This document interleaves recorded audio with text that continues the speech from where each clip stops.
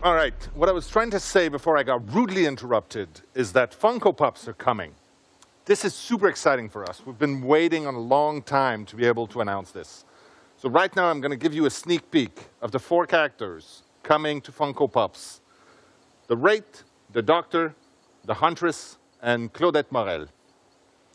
If you're like me, you're thrilled and you can't wait to get your hands on those. I can tell you, you'll be able to get those before the end of the year. Okay, now that I've shared that and that I've had a moment to calm down, let me officially welcome you to the Dead by Daylight 6th anniversary celebration. We've got an amazing show for you today. We have the whole team ready to share some of the exciting stuff coming. We've got a few surprises in store. We hope you're going to have a good time. Now, last year, our 5th anniversary was all about looking back at the 5 years before. It was a trip down memory lane, and I had a good time for one.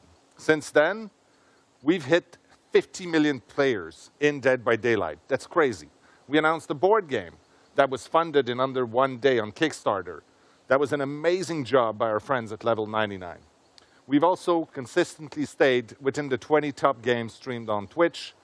All of that, and with our next chapter, we're going to now be at 59 characters in Dead by Daylight. But today, it's not about looking back. Today is about looking at the future. We couldn't be happier to have 50 million of you out there playing the game with us. And while there's still a ton of stuff to do, we want to focus on the things that are going to make their way into the game next year. In the past, we've used these anniversaries to share our dreams and to share our ambitions. And we dreamed big. It's our job to do so. Once in a while, these dreams ended up being bigger than what we were able to deliver. And we don't want to do that today. Today, our goal is to talk about what is actually going to happen within the next year and to give you precise timelines of when you can expect those changes. We're humbled by your passion and your support. Thank you so much for taking this trip with us through the last 6 years. And we have quite a lot more for you. Oh, and if you're watching this on Twitch or YouTube, you can actually play Director of Broadcast by voting in the chat and help us figure out which segments are going to come in what order. And speaking of which, here's a list of everything that we have in store for you today.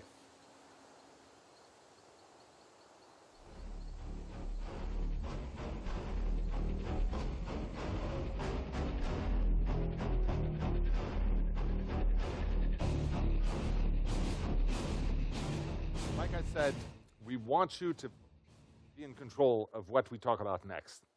You know what? Let's try it right now. Which one of these would you prefer to have? A, some free stuff. B, something really nice.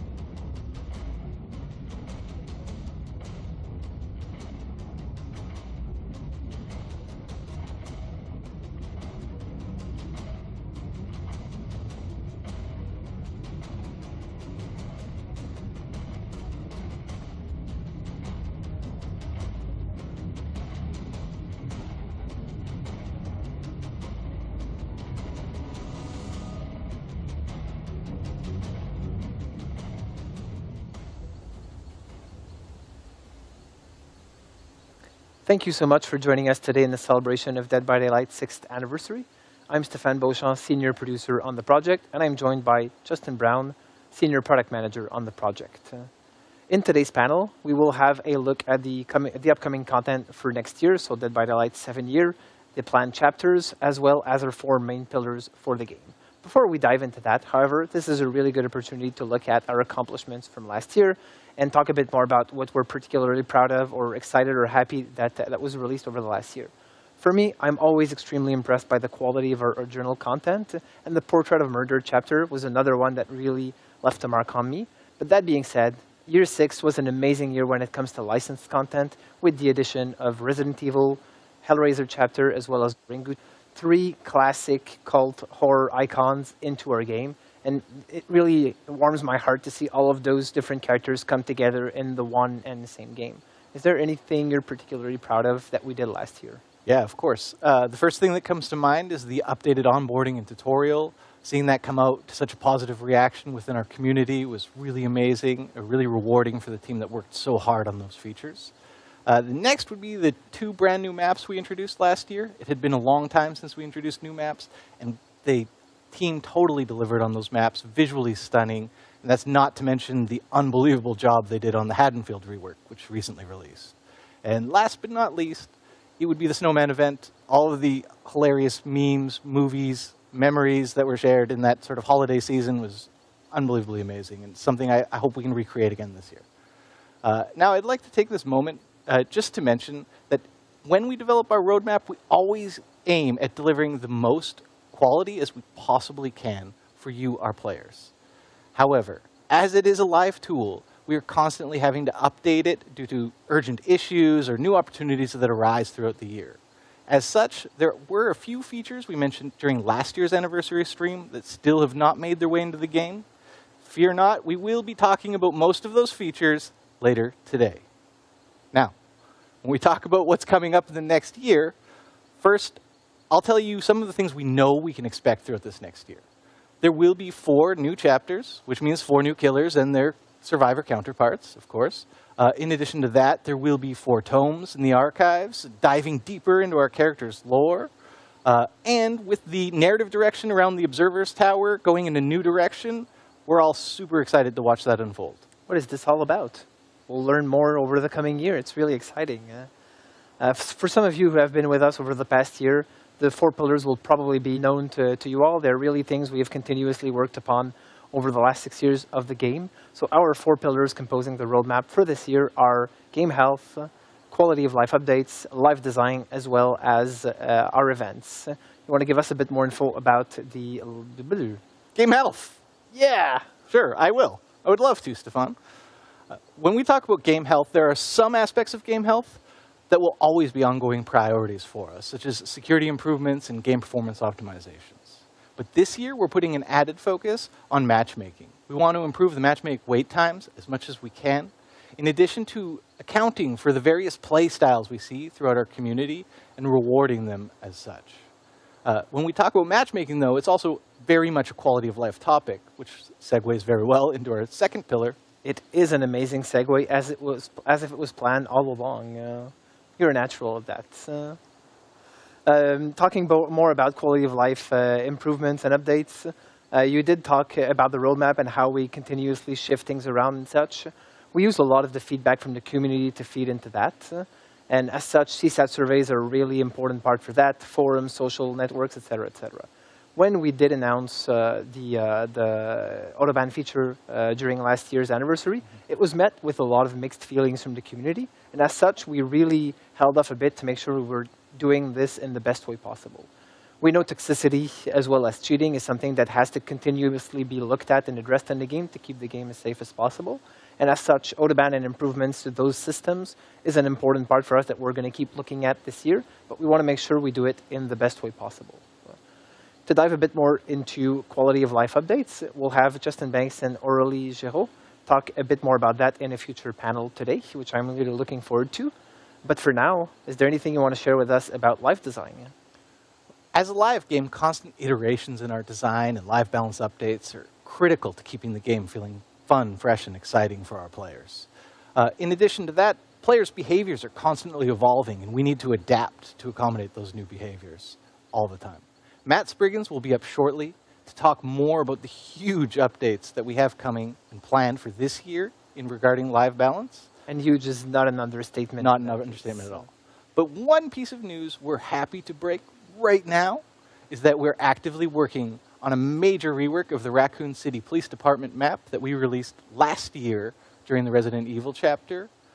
We can expect to see that sometime this fall, but we will keep you updated as we near closer to the final release date. I'm very much looking forward to playing it. It's often been a difficult map to navigate and to play for players, and I'm really looking forward to see how it can actually be brought up to the standards that we have today, and I'm looking forward. With that said, I'll jump into the events, something that really is an important aspect of the game. It allows us to move the game in a direction that's a little bit farther off the beaten path, something that's not necessarily what you'd expect from Dead by Daylight, but do that as a time-based thing allows us to really do something completely crazy sometimes and such. This is really an opportunity for us to get communities together and to generate moments you're never going to forget. I always think back of that game you played of Dead by Daylight during that specific moment of the year. As we've always done over the last few years, we'll have 4 main moments in the year that we're going to celebrate through events, which are going to be our anniversary period coming up in a few weeks from now, the Halloween period, the winter period, as well as the Lunar New Year period. These 4 events are really going to be the main ones for the year, but our cornerstone events are going to be Halloween and anniversary, since they're such big, important moments for the game. On top of those, we're also going to try and do more live activations, such as a login bonuses, Blood Rush that you're all familiar with, and boosted Rift Fragments collection, so that there's a reason for everyone to come back to the game and be more excited about playing Dead by Daylight more often and be happy about the rewards they're getting through doing that. So, really looking forward to this year. It's really been an amazing one for us, and thank you so much, especially for the continued support throughout those 6 years. Thank you, everyone. By Daylight fans, I hope you're enjoying the 6th anniversary celebration of Dead by Daylight.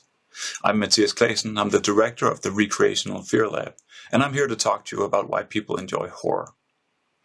Now, it might seem weird that folks like us voluntarily seek out frightening entertainment, but it's actually very common and for good scientific reason. It is part of human nature to find pleasure in playing with fear. It's what kids do when they play hide and seek, and it's what we do when we play DBD.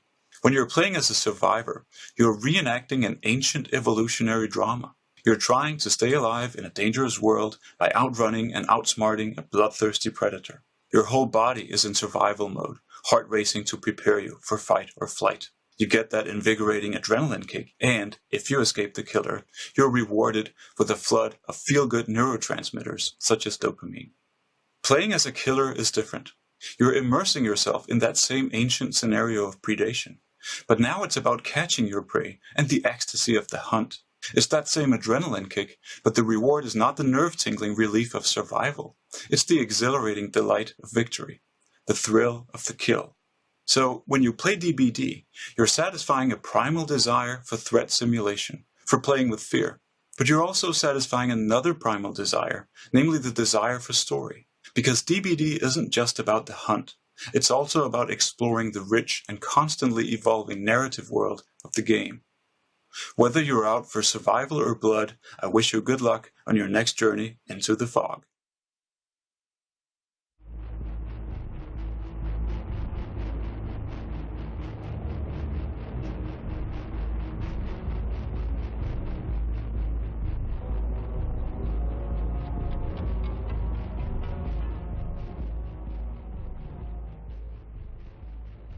The killer is coming, but the generator is almost complete.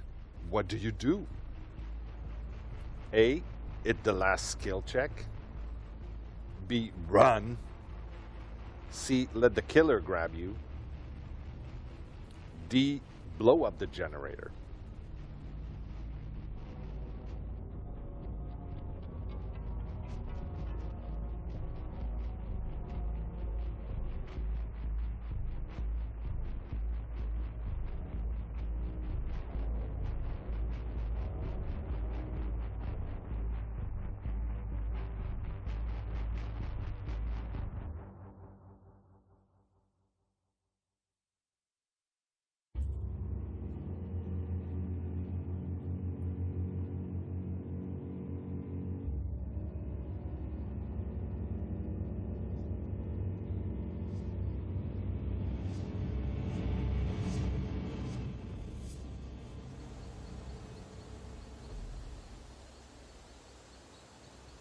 Hi there, I'm Matt, Design Director on Dead by Daylight. I work with Dave, the Creative Director, and the rest of the DBD game design team on everything from updating and balancing our existing content to the development of all our new chapters and game features. I'm really happy to be back with you once more for this 6th anniversary broadcast. The upcoming year is going to be a really big one for Dead by Daylight, so I'm excited to share 3 key updates that our team of talented designers have been working on. An overhaul of our Killer and Survivor perks, a rework of our approach to prestige and progression, and finally, an update on the changes to the Memento Mori system. One of the main goals for the game design team is to explore new ways that we can keep the player experience in Dead by Daylight fresh and fun for both new players entering our universe and for our highly engaged expert players with hundreds or even thousands of hours in the game. In listening to our players and reviewing our own data, we've found that some of the most consistent feedback is that in our high-level matches, meta perks have essentially taken over, meaning that players are consistently seeing the same perk loadouts again and again for every killer and every survivor. Looking at our data, there's a clear gap between the most popular perks for each role. On the killer side, these are Corrupt Intervention, Scourge Hook Pain Resonance, Barbecue and Chili, Hex Ruin, and Pop Goes the Weasel. And for survivors, Dead Hard, Decisive Strike, Borrowed Time, Iron Will, and of course, Self-Care. With little motivation to explore different perk loadouts, this can naturally lead to a feeling of gameplay becoming stale. Therefore, in the coming months, we'll be releasing a major update that will rework and rebalance roughly 40 killer and survivor perks, including the ones that I've just mentioned. This is aimed at eliminating these clear, dominant perk trends and strategies that we've been seeing in the game for a while. There will also be some small baseline gameplay adjustments that we would like to share with you a little bit closer to the release date. So, we'll keep monitoring, keep reviewing, and keep adjusting our collection of perks in this way on a more regular basis to make sure that we avoid these meta perks becoming consistent trends for extended periods, whilst opening up the gateway for new undiscovered metas to emerge. With this upcoming focus on balance, we're also working on an update to make perks easier to acquire and encourage more exploration of new combinations in perk loadouts. In an upcoming patch, we'll be releasing a rework of Dead by Daylight's Prestige system, aimed at reducing the grind in the game by giving players more direct, quick, and easy access to perks, something that will improve the quality of life not only for our long-term dedicated players, but especially new players looking to get into the game.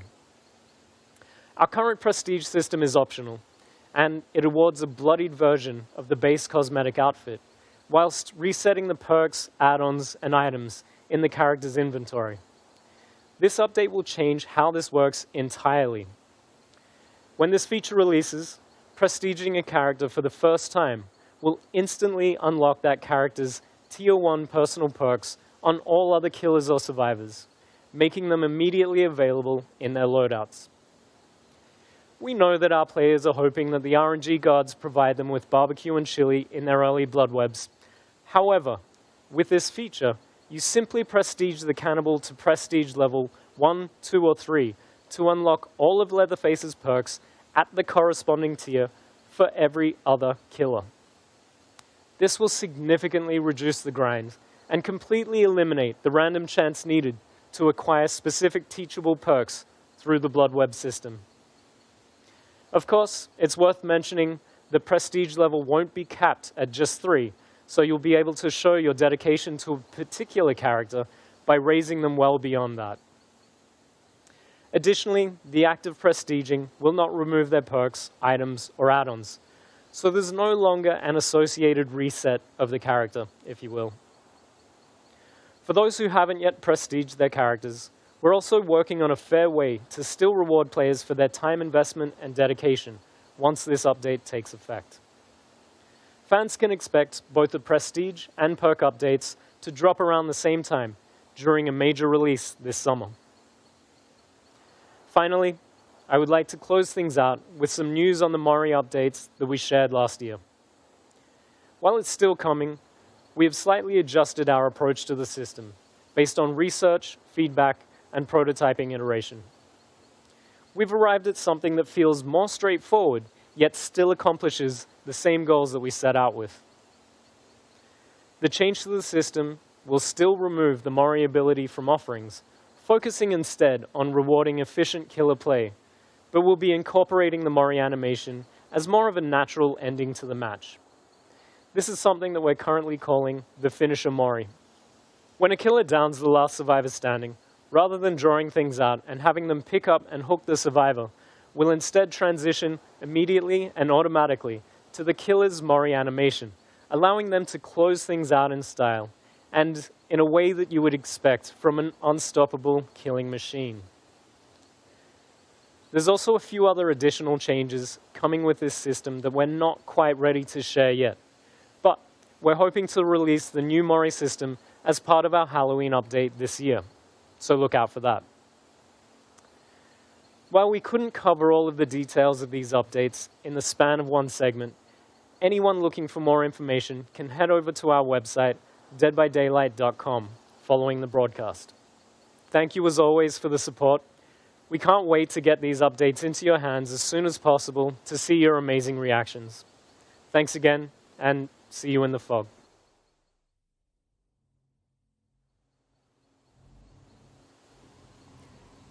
Hi, everybody, and welcome back to the McMillan Estate for Dead by Daylight's 6th anniversary.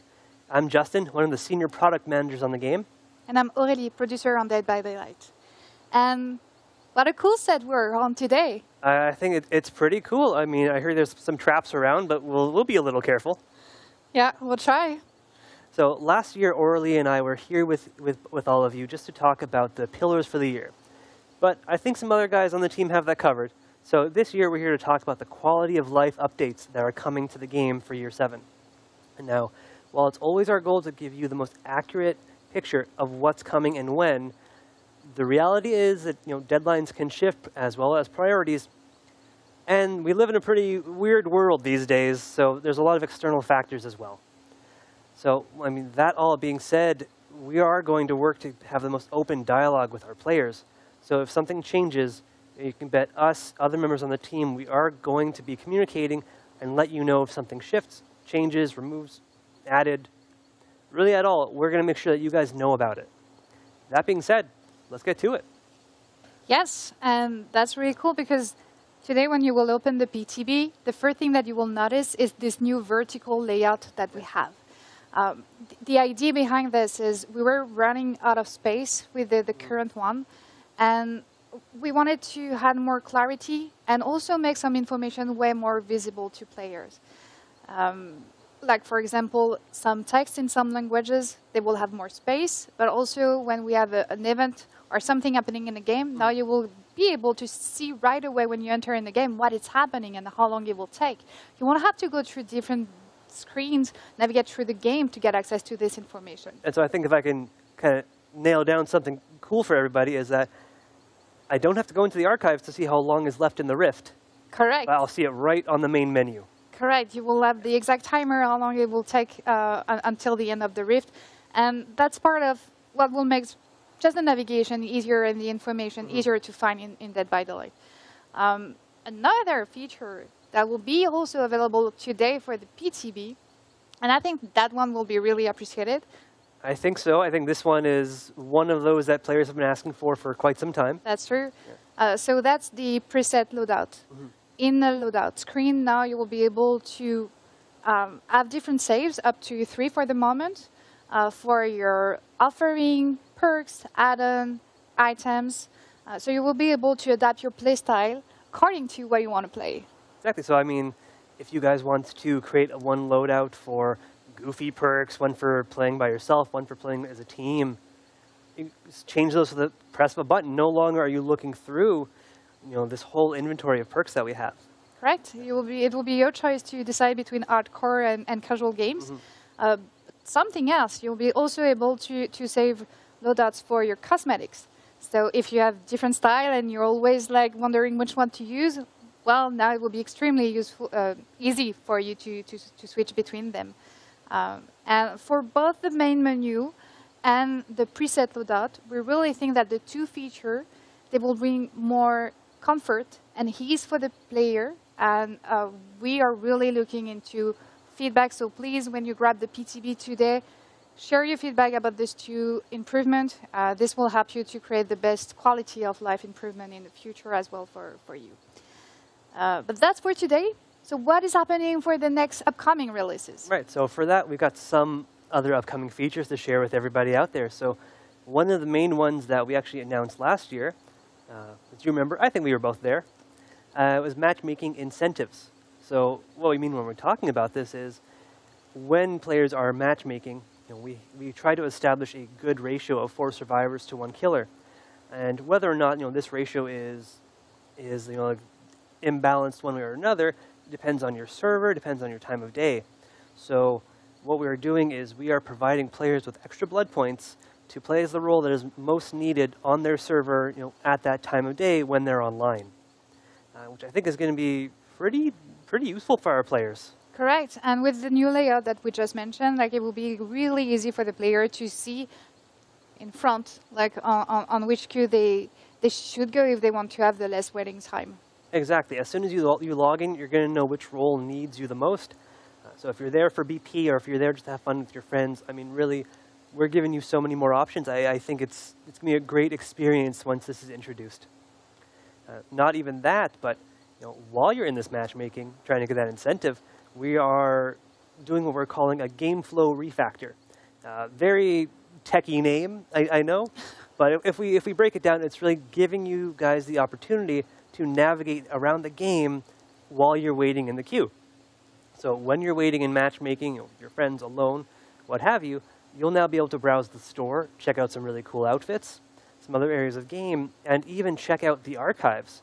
So if you want to change your challenges or read some lore while you're waiting, that's all up to you. Yeah, and I really love this feature because it feels like not a big change, but actually it will just bring so much comfort and remove so much frustration that I really like the fact that the navigation will be easy and you won't have any, it will be more comfortable for you to navigate. And so now we're already making it more accessible to get into the archives for players by doing this, by putting the timer for the Rift on the main menu. But we're also doing some more updates to the archives coming later this year. So 2 of the main changes that I think players will appreciate right off the bat is now you can have 1 survivor active challenge and a killer active challenge. So no switching back and forth or anything crazy like this. No starting a killer match while having a survivor challenge equipped and feeling like you've wasted your time. Actually, it will be super cool because with the matchmaking incentive you just mentioned before, well, if you see that the survivor queue is better for the moment, and you have a killer challenge on, you won't have to go back to the archive, switch the challenge just because you want to go to the survivor queue and lose time. But you could queue, and then you could change it because now we let you. And so what would happen is as you find a match, we'll give you a notification full screen that you finished whatever you're doing, and then bring you into the match. So I think that's going to be a very fun experience for players. But getting ahead of ourselves, one of our other big features that we're updating in the archives is your ability to view a full outfit within the Rift. So, I mean, I think we've both visited the Rift page quite a bit now that it's been out for a while. So now if a player selects a piece of a cosmetic from an outfit in that Rift, there's going to be an available button to click to view the full outfit as a preview.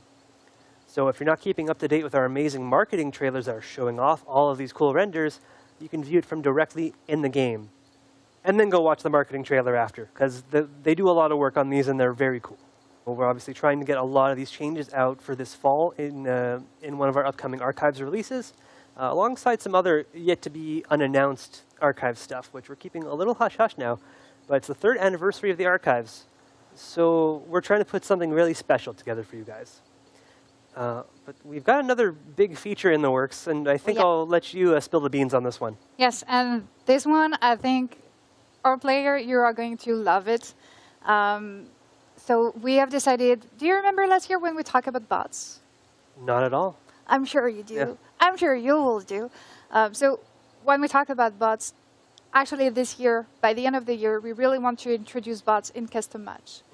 So the idea here is we want to give the player, like if you're missing a friend in a group, if you don't have any friends at all, or if you just want to play chill and try to learn a new killer, well, you will be able to do that in a custom match and just fill out the matches with bots. So that will be extremely simpler for you to play.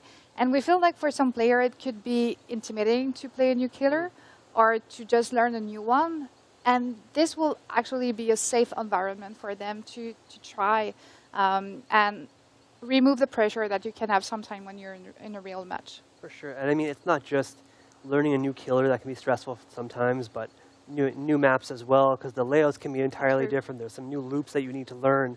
So it's a great way for players to be able to practice those as well. You know, use an old killer, use old survivors as bots, and just try out whatever map you want. Yeah, you're absolutely correct. And this feature is probably the longest one for timeline, and we're targeting this winter for this one to be out. And we can't wait. I'm super excited for this one. I am too. I'm a bad killer, so I'm looking forward to it. And I think you still have 2 features that you would like to talk about this today? I do. So these ones are a bit smaller, but I think our players and streamers will also be interested on both of these. So the first one I'll discuss is what we're calling streamer mode or anonymous mode. Still undecided, still in development, so the name may change. But the basic premise of this is to make sure that all of our players feel safe as they're playing the game. So that we're obscuring your name or the name of your friends as they're playing, so that no toxic players or ne'er-do-wells inside or outside the game can find it and target you in some way. And for the security, that's a huge plus as well. Yeah, absolutely. So we just want our players to feel safe as they're playing our game, and we hope that this is a great tool to actually let them do it. Now, the other feature is, I guess, all about the survivors not feeling so safe, which is our updated wiggle system.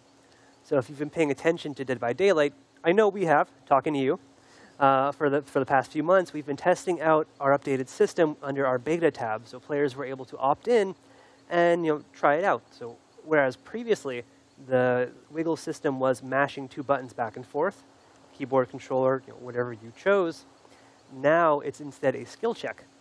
So during the beta, we were all listening to a lot of our player feedback, so our design team has really taken that into account, and with those changes, we're going to make it a permanent feature in the future. And on behalf of the team, really thank you for using the beta tabs.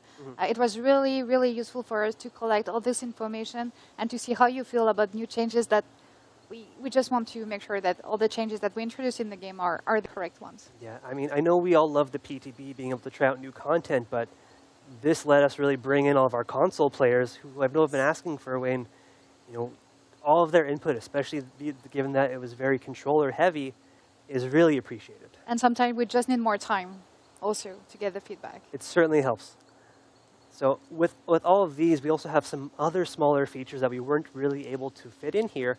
So head on over to our website at deadbydaylight.com to read a bit more after the segment. And we really hope you guys, you're excited about all the features that we announced today. I know we are, and we expect that you will enjoy this anniversary with us. And we hope you a very good Dead by Daylight experience here. Yeah, enjoy the rest of the broadcast, everybody. Thank you.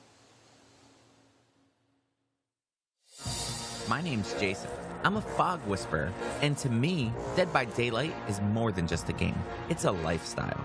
I'm heading to a parkour gym to work with professional tag athletes. I want to learn how I can apply my DVD skills in real life. Do you ever just crouch at the chaser to get them angry? World Chase Tag is a team-on-team competition where one team throws in a chaser, one team throws in an invader, and the one rule is don't get caught.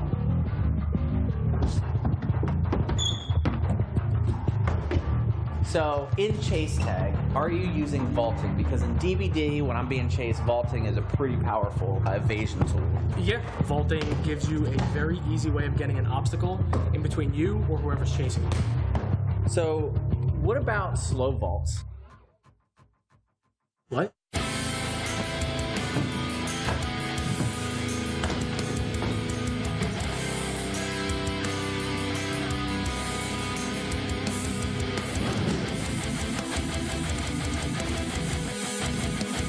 To see my full training adventure, head to the Dead by Daylight YouTube page later this week.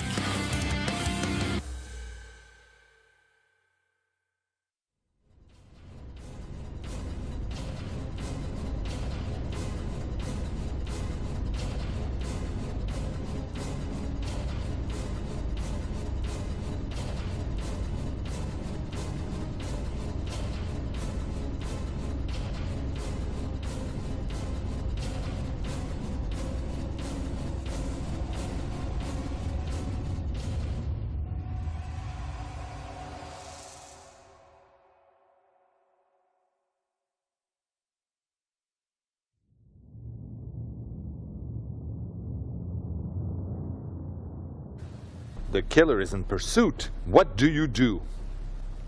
A. Drop the pallet. B. Use dead hard.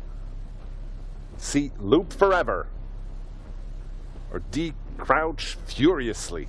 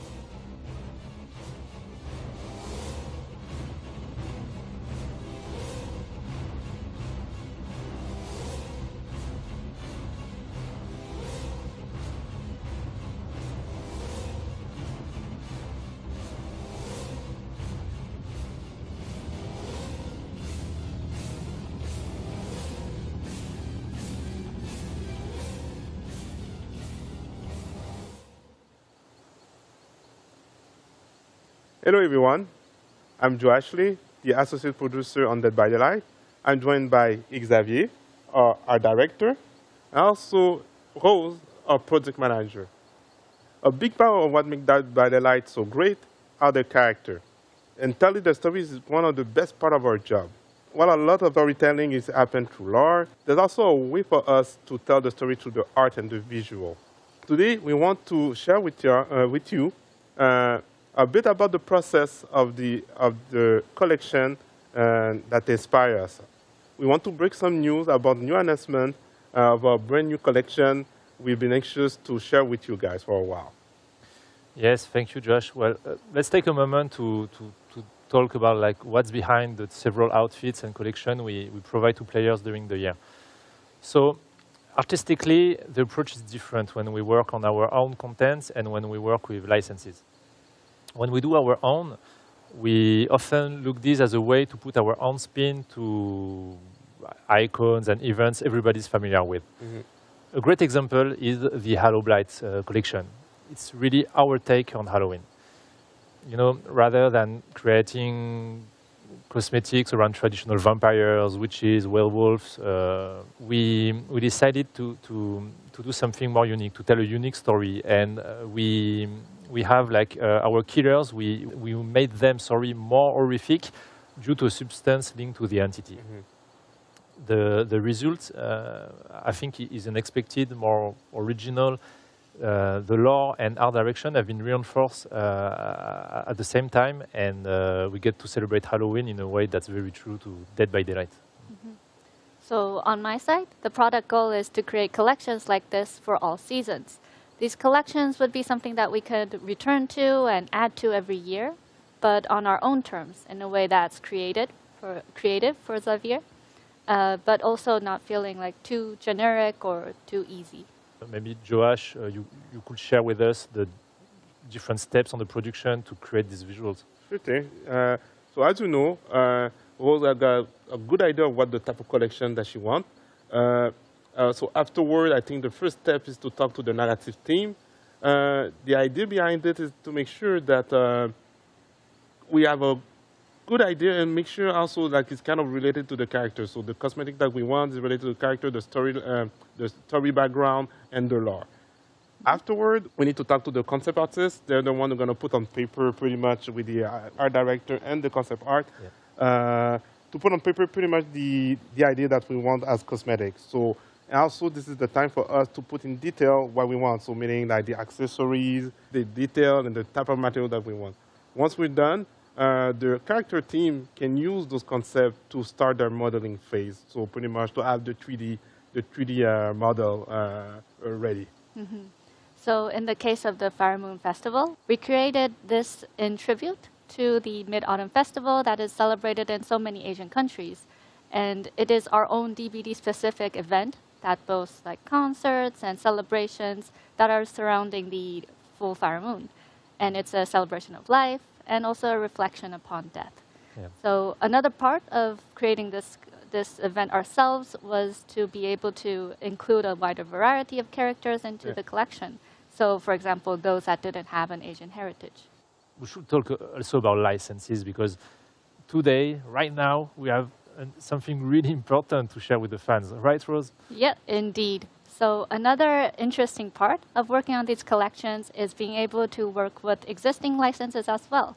So we're able to introduce new stories and other brands that we love also into the world of Dead by Daylight. Speaking of which, anime and mangas are widely requested from our fans around the world. And we're really excited to be able to announce today a new collection that's right around the corner, one that marks DBD's first major crossover with an anime title. So without further ado,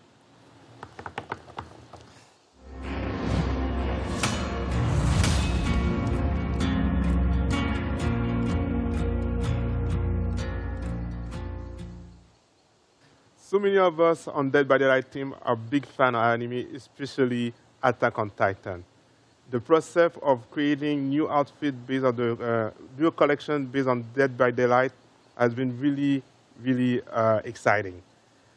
We're thrilled to be including 10 different outfits for both survivor and killers, and also we need to say some surprise for later on. I think we can still give some glimpse of the concept art for Attack on Titan.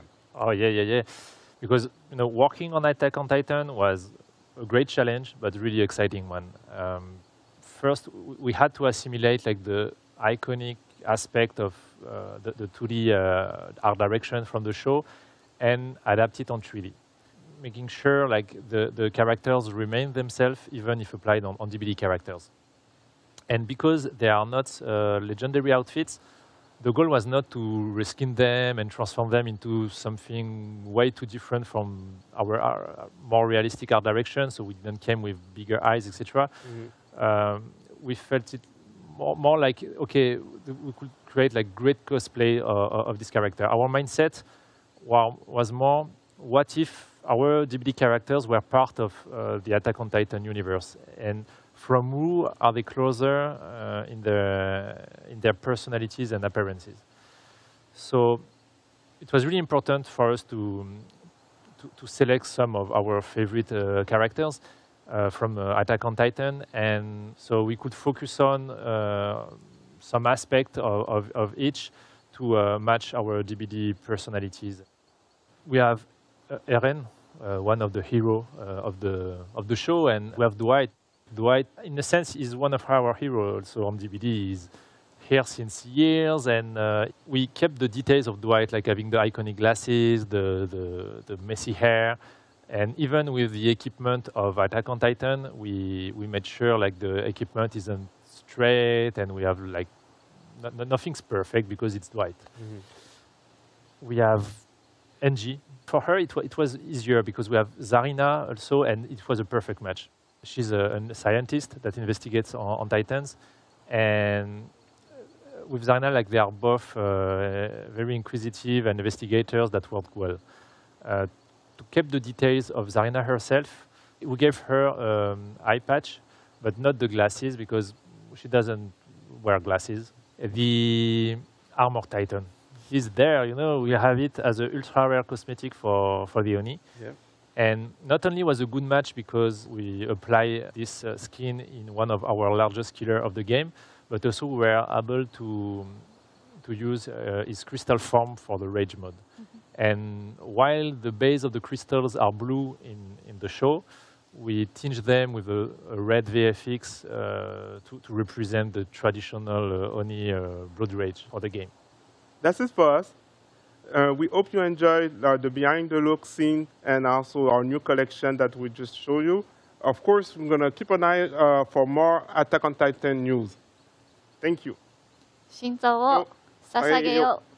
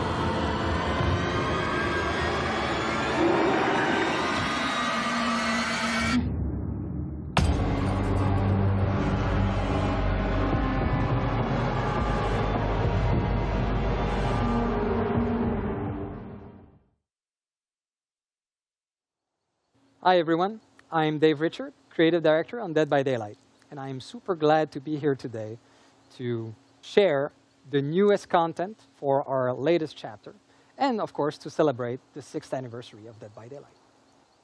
The tradition is to tell you all the content that's going to be in the chapter, and this time we're quite excited. We're changing the recipe a little bit, and we're doing an original chapter.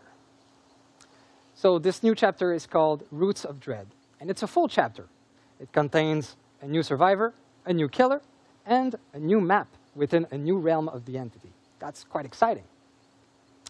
So the story for the chapter revolves around a town, a perfect town. Well, a town that seems to be perfect. But of course, the residents are hiding something terrible. They're hiding secrets and a darkness. And when that darkness starts to bubble up to the surface, it creates our newest killer, the Dredge. So let's talk about it a little bit. So the Dredge is inspired by the Boogeyman, a story that is global and is known around many cultures. It's a domestic fear. It's a monster that is really close to us, that is in our familiar environment, inside our house, under our bed, in our wardrobes. And that's the type of creature we wanted to feature and create. So it is the physical representation of the darkness of the whole town, of their secrets. And it is a weird and strange creature, a monster. It has an impossible biology featuring various limbs, heads, different parts. It is emotionless, and it's impossible to plead for your life when in front of this creature. We wanted to make sure to create a visceral scare when facing this creature. It's a bit like when you're having a nightmare, and you know it was super scary when you wake up, but you can't exactly put your finger on what it was that you've seen. The visual design of the Dredge is quite unique. It's a first for Dead by Daylight killers. It's a monster, recreated by different limbs, different heads, claws, pincers, tentacles, and we wanted to make sure that you, the player, would be able to customize as you wanted this monster. What's really cool as well for the cosmetic is that we are able to explore themes that are organic, but also constructs, like this amazing cosmetic that features dolls. All right, now let's move on to the power of the Dredge. So when playing the Dredge, we wanted you to feel like you're the embodiment of darkness, of fear itself. We wanted to recreate that feeling of a monster that's really close to us, that lives in your house. And so there are two phases to the power. The first phase is the ability to use lockers to teleport from and to. So, of course, this is great for map movement. You'll be able to travel the map really quickly. But it's also great to surprise survivors that are nearby lockers, and even survivors that are hiding inside the lockers. The second phase of the power is called Night Cycle, and this is where it gets really interesting. So based on action the dredge will make and some passive abilities, the night cycle will build on the survivor. When it is finally completed, night cycle will trigger, and a darkness will engulf the survivor. This darkness makes it very difficult to navigate, especially in chases. And the only thing the survivor can see in the distance will be the dredge itself. So that's really creepy and will for sure make the survivor make mistakes. Of course, the dredge comes with 3 unique perks. We won't go into the details of these perks today, but I can say that they are themed around chaos, secrets, and corruption. Okay, now let's move on to our newest survivor. She's called Hattie Core, and you might know her from some archive entry that appeared in the past. She appeared 3 times in the archive, actually. So Hattie has a dual heritage. She is born in northern India, but was raised by her adoptive family in Quebec. And so this will be an interesting background to explore through her different cosmetic and also through future archive entries. Hattie has a very unique ability to see bleeds. These are areas of the world where the entity's influence intersect with our world. And so Hattie had her share of paranormal adventures and encounters with dreadful beasts from the entity's world, strange creature. And actually, we can see on her body all sort of scratch and marks from these encounters. Of course, Hattie will come with 3 unique perks added to the roster of abilities that the survivors are able to equip and use. These are themed around paranormal insight, proficiency with occult items, and her own temerity. And finally, let's talk about the map.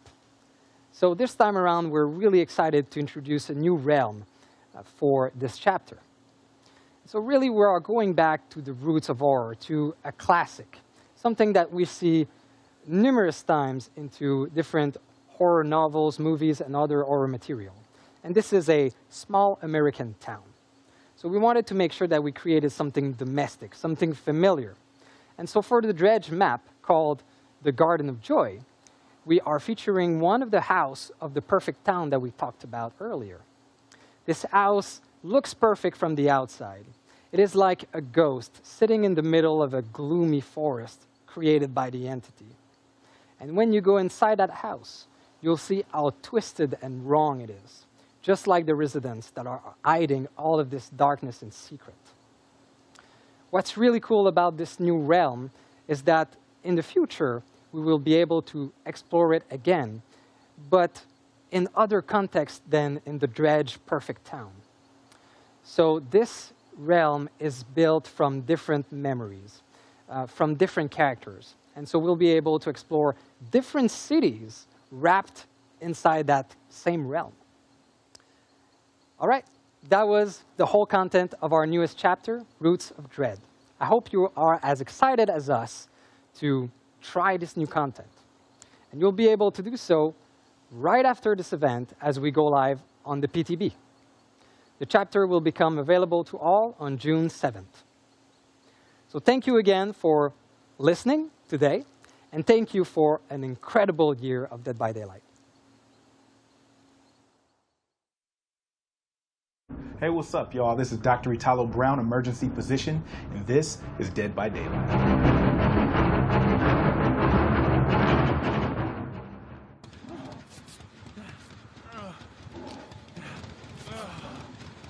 All right, so why is this person sitting? Oh, now that's actually kind of dope. It looks like he was injured or something, and she came through and rubbed this man's back. Look, if we could start prescribing back rubs in the emergency department, I promise you, I would let the thing fly. Everybody, you get a back rub. You get a back rub. Straight up on some, Oprah level stuff. It's actually funny because there is evidence that back rubs help. They help physiologically. People say that it lowers heart rate, lowers blood pressure. Curative back rub for everybody, all right? Let's get it popping. Next video.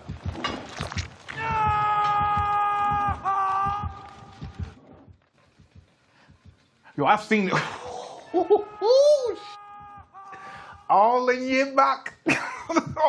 Wait a minute, bro. Oh, dude, no. Wait a minute. All right. I had to pause. One. This man got thrown on a hook, and I've seen this in a bunch of different movies, so it's really accurate. You know, these like butcher hooks are real. Obviously, if someone ended up on one, it was intentional, in my opinion. From that angle, I'm pretty sure it's piercing, you know, one of the ventricles of the heart, right? So the heart, we know, is like this, right? That left ventricle is kind of posterior and sits to the side as if I took a football and held it, you know, with the laces kind of downward, right? So if that goes through that left ventricle, man, he's dead. There ain't no pulling yourself up off of it. Either no, sir. Either I don't believe it. He not walking away from this at all. That's a fact.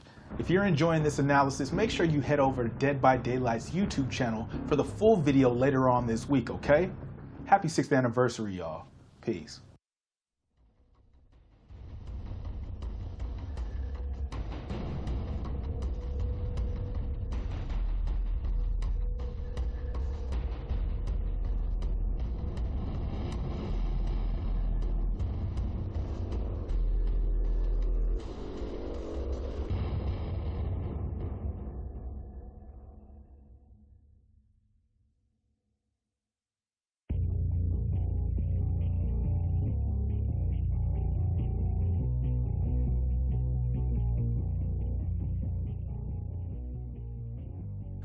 You see a lit hex totem. What do? A. Disassemble it. B. Leave it be. Probably haunted ground. C. Turn it into a boon totem. D. Point at it, but let your teammates deal with it.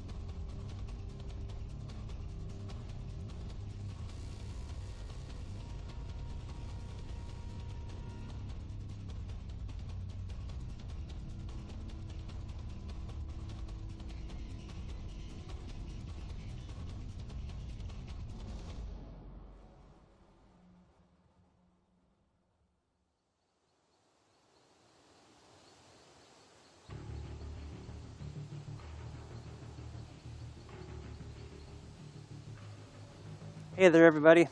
I'm Justin, one of the product managers on Dead by Daylight. Still stuck in this fog from earlier, but this time joined by a new partner.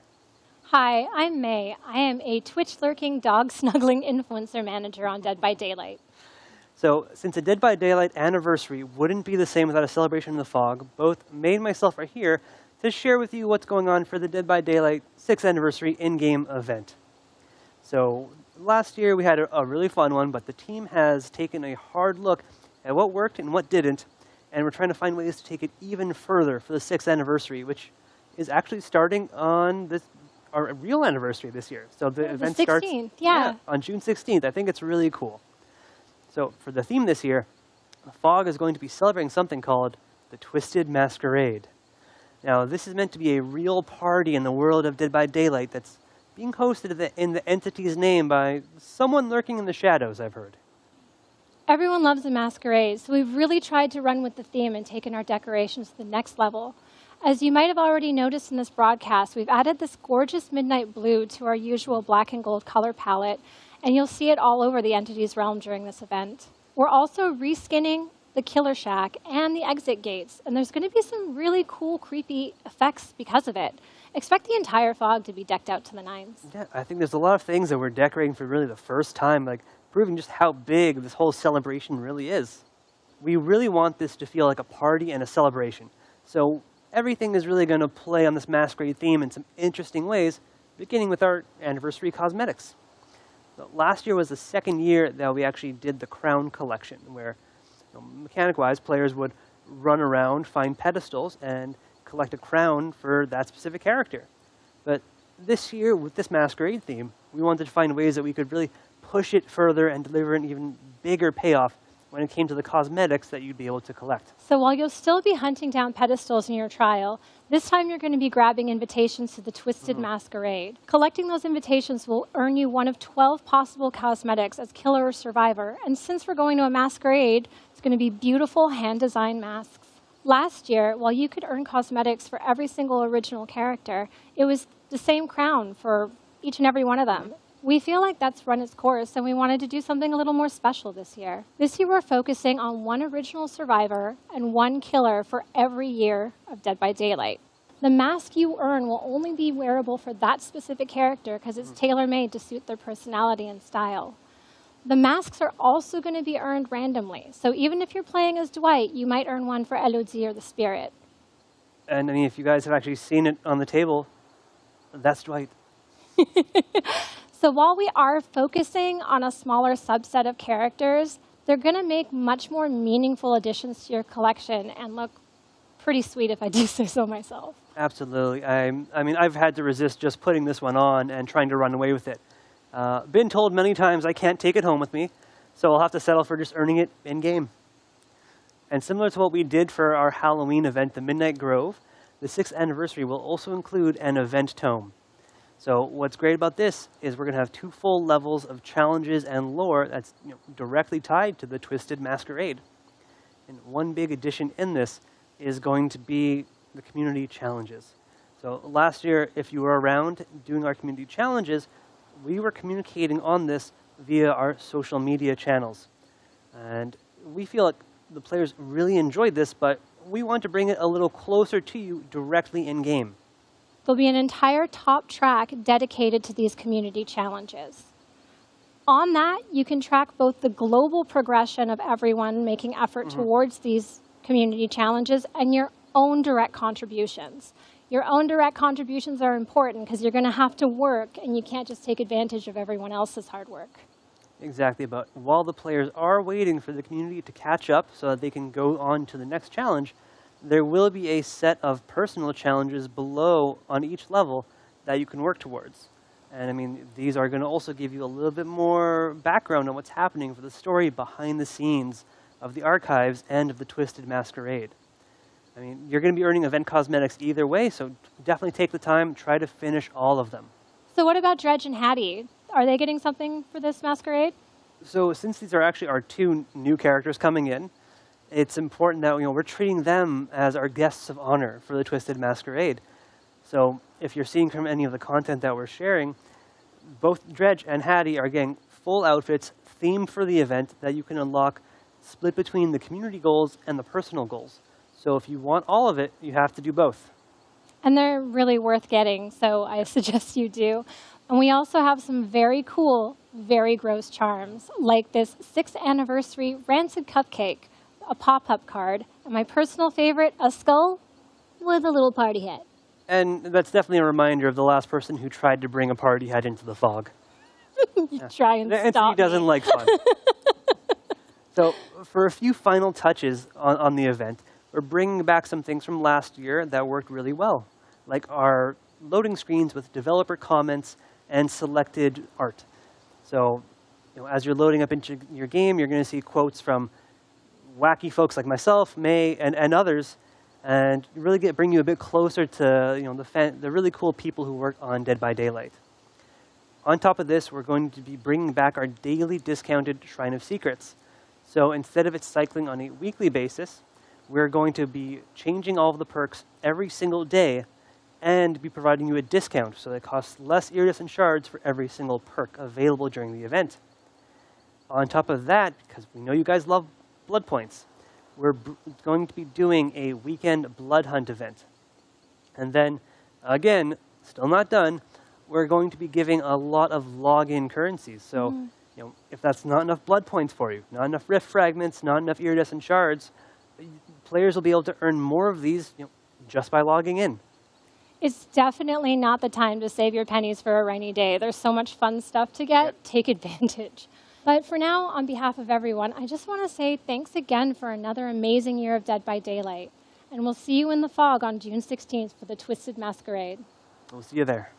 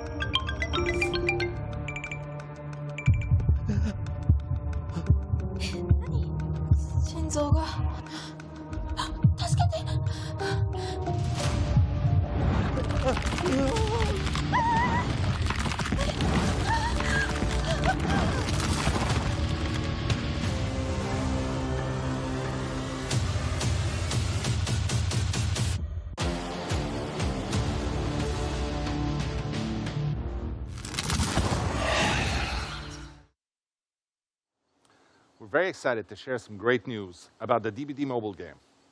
So we had a big update in Japan at the end of April, and the results are amazing. We want to progressively release this to the rest of the world too. In the United States, there will be a closed beta test in the next few weeks, so stay tuned for that. You should know there's going to be quite a lot of new features in this version of the game. Leaderboards, quick matches, team system.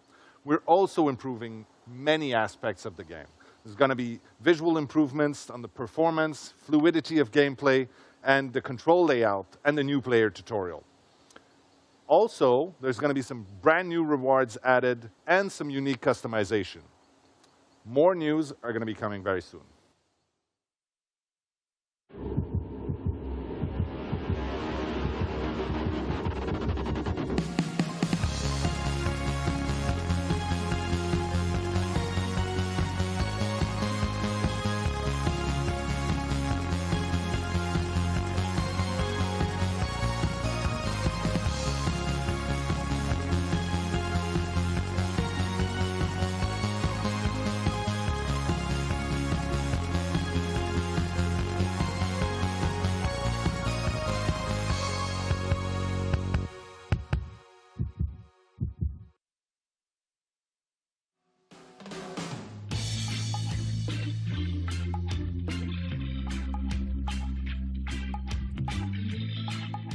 If you had told me when we launched this game that I'd be here 6 years later with my feet in the sand announcing a Dead by Daylight dating sim, I would have never believed you. And that is what makes today such an amazing day. I'm excited to be able to announce that Hooked on You, a Dead by Daylight dating sim, is quickly coming. So it is a crazy idea. It's an absurd concept, but we are always looking for new ways to tell our Dead by Daylight stories. And our fans have shown us over the years just how thirsty they are for more background and more stories about our characters. So last year we did an official community survey exploring new ways, potentially, of expanding the universe of Dead by Daylight. And I think the third one was Dating Simulator. And that was a surprise, but you know what? We decided to go for it. This was a tall order. We needed to find the right people to do this justice, to really treat this properly so that it didn't turn out as insane as it sounds. So we decided to go with some specialists out there, some people that made a little game called I Love You, Colonel Sanders, that was very well received. And I'm very happy to have with me today Alexei from PsyOp to talk a little bit. He's the creative director for the upcoming Dead by Daylight dating sim. Thank you for having me. I'm really excited that I got to create such a unique take on such a really serious and kind of grim world and bring it into a little bit of hearts and butterflies and shine some rosy, warm light on it. That's awesome. So yes, you're absolutely right. We created a very grim universe, and we asked you to do something extremely silly with it. Yeah. How does one go about making this right?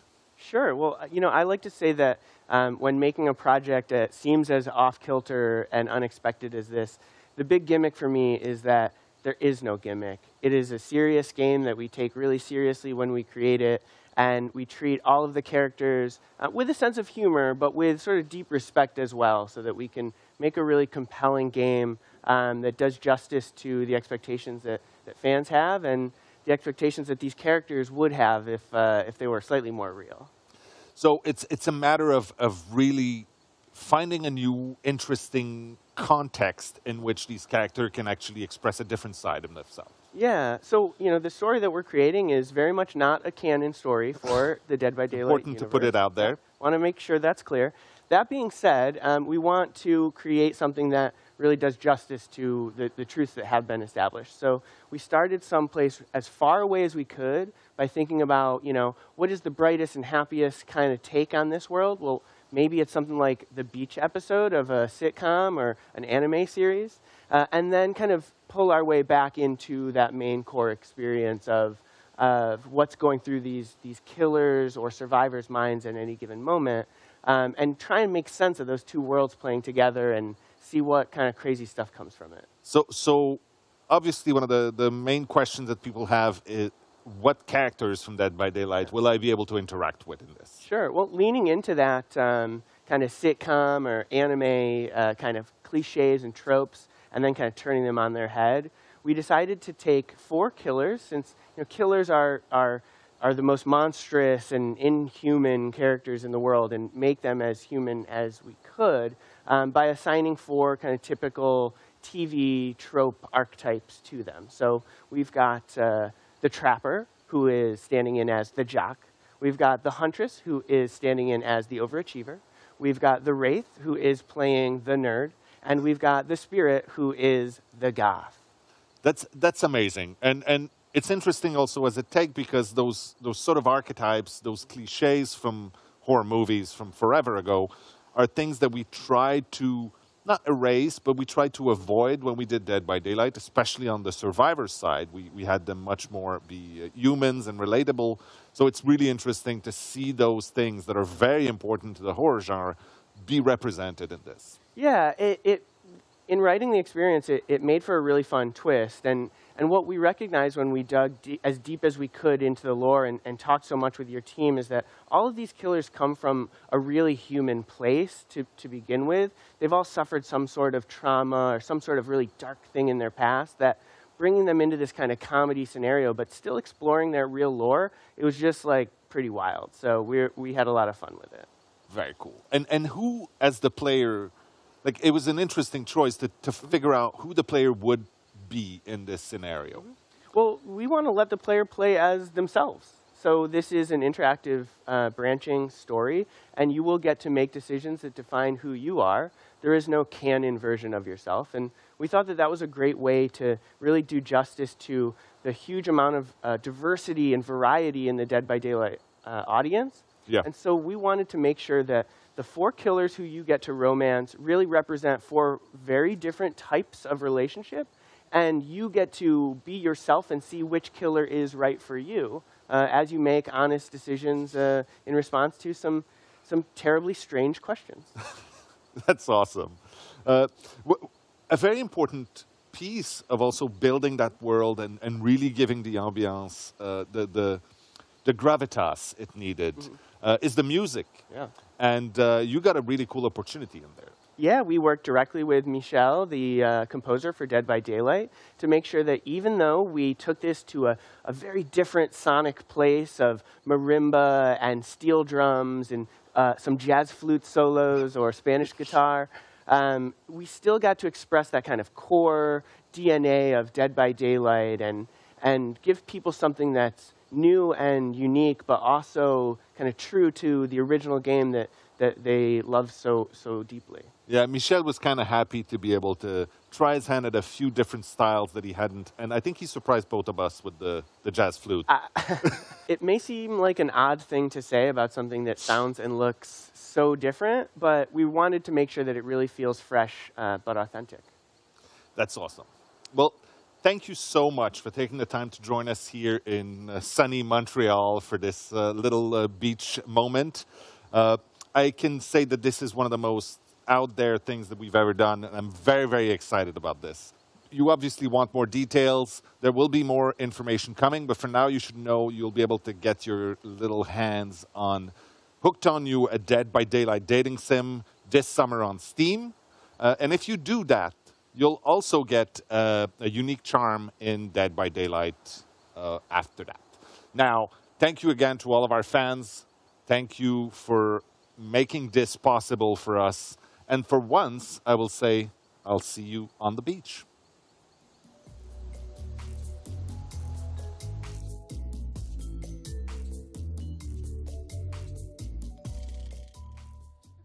We're almost done here, but we have one more question for you.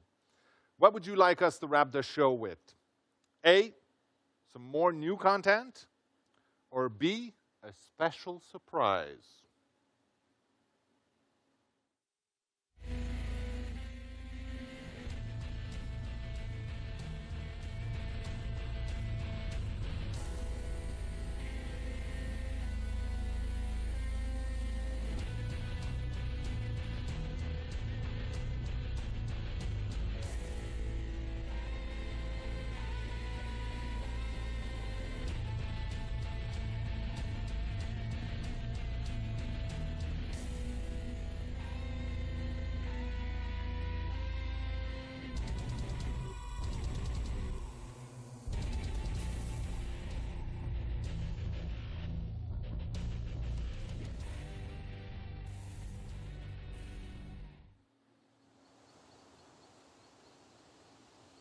Well, that's a wrap for our 6th anniversary broadcast, and to an amazing year of Dead by Daylight. I hope you enjoyed yourself.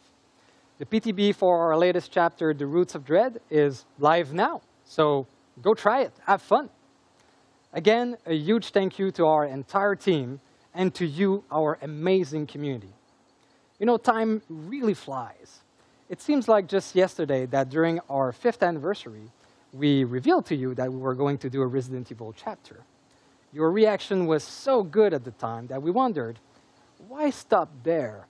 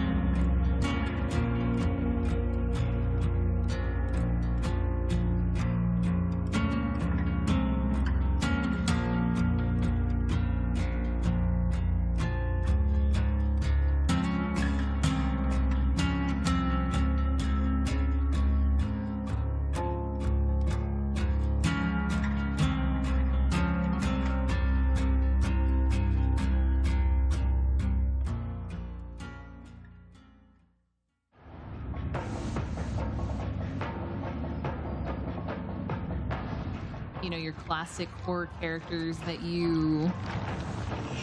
Oh my God! Jesus Christ! I blinded him, I stunned him, so I was able to run away. See, did he get me? I'm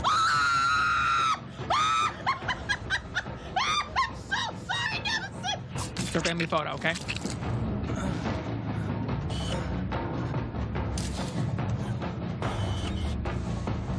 Was the good? Was the good? Peekaboo!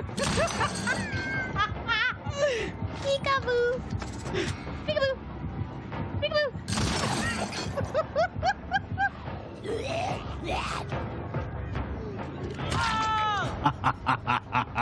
I will gift 20 subs if the hatch spawns right here.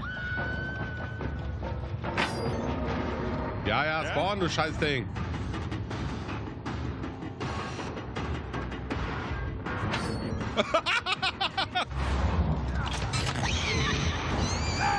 Gotcha. Love how that looks. Love that.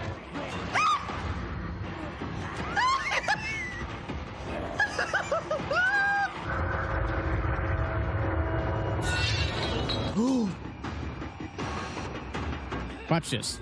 What? What? No way! Look at him go, dude. He's shaking the poppers like a salt shaker. Judge with the hammer. Oh, is he taking shots? He's sentencing people. Objection! Objection, Your Honor. Objection. Honorable mention to Judge Bubba. Yes, I did it! I did it! Oh my goodness. Stay away from that, ma'am. Do not touch my bone. Oh, he's got Blood Warden, baby. Oh, let's go!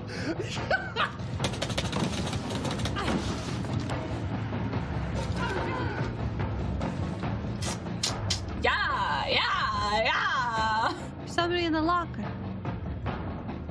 No, that one. That one.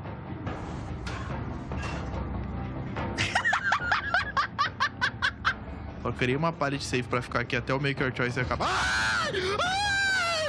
Meu Deus, isso foi horrível!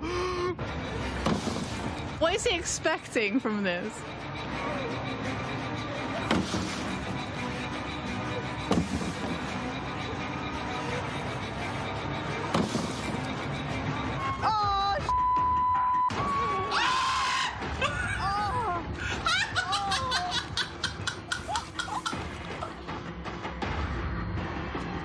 Oh, my second portfolio.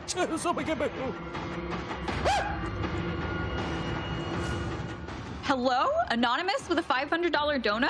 Whoa! Oh my god, that was iconic. I'm so happy we were able to see that live. Whoa!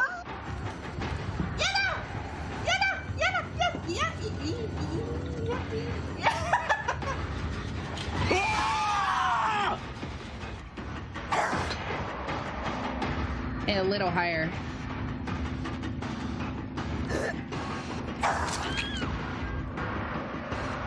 Not me being better. 아니 자세 너무 어려워. Wait, I want to do it. The box. You opened it. I came. Yeah, you did. Oh god. Oh. What?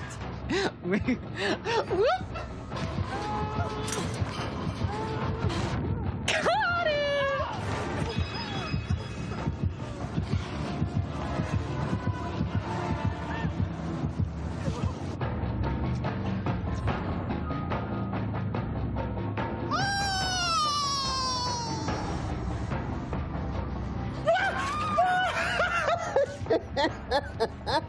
Why did I do that? No! But why? If I got this, bro.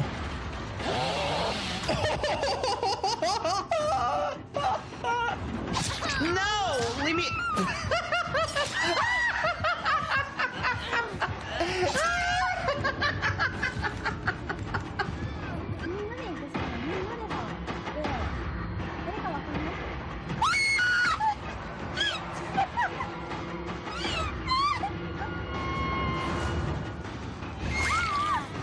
Someone clip that. ちょっとバグってる。ちょっとあんた。ちょっと。かつて見たことないね、このくりなチェイスしてるなゆっくりなチェイスしてるなこれこれスローモーションなのかな Hey, Papa, you a spanking? Spankies! Spank, spank, spank, spank!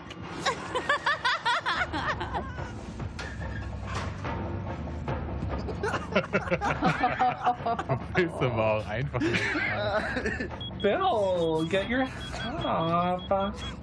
Bill, please. Bill! He's dead. I don't feel so well. Ew, and I stink. Oh, great, you're here to unhook me. I just did my nails, so you can understand my situation. Yeah, no problem, I guess. There are others, like Felix. I'd unhook you, but then I'd be sick too. Yeah, but you could cleanse after, and then we can... He's gone. Meg! Nope. Right.